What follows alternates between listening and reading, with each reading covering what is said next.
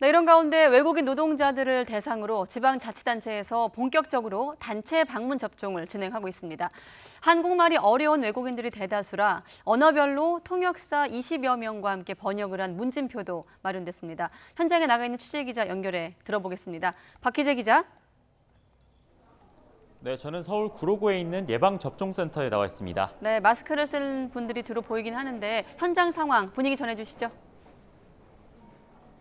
네, 저는 지금 이 접수를 하는 공간에 나와 있습니다. 이곳에서 접수를 마치고 대기번호를 발급받은 다음에 순서가 되면 이 안쪽으로 있는 강당으로 들어가 예진과 접종 그리고 이상 반응 관찰 단계를 거치게 됩니다.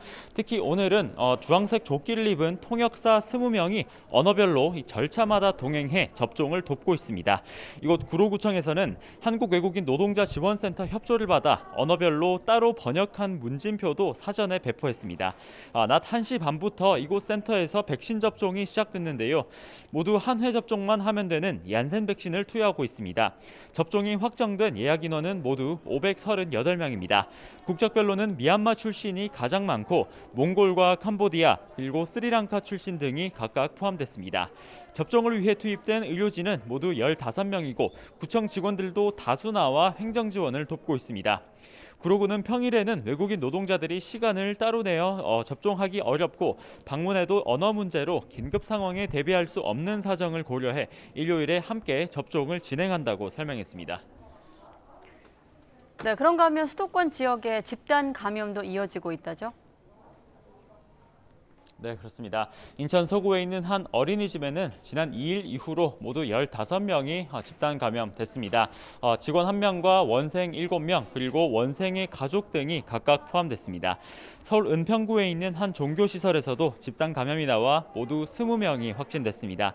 지난달 30일에 교인의 지인이 확진된 이후 교인과 그 가족들이 잇따라 감염된 사례입니다.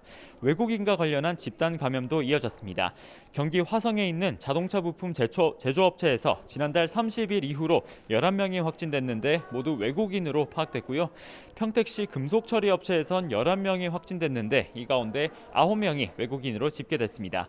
서울 동대문구에 있는 한 수산시장에서도 확진자가 나왔는데 지금은 35명으로 늘었습니다. 지난달 30일에 종사자 1명이 첫 확진 판정을 받은 이후로 감염이 확산하고 있습니다. 농산물 제조업체, 경기 화성시에 있는 농산물 제조업체에서도 지난달 31일에 직원 1명이 확진된 이후 모두 35명이 코로나19 양성 반응을 보였습니다. 최근 감염 경로를 알 수 없는 환자 비율은 35.6%로 집계 이후 가장 많은 수준을 보였습니다. 그만큼 언제 어디서 감염에 노출될 수 있을지 예상도 어려워지는 상황이라 이 추석 연휴를 앞두고 각별한 주의가 필요해 보입니다. 지금까지 서울 구로구에 있는 예방접종센터에서 YTN 박희재입니다.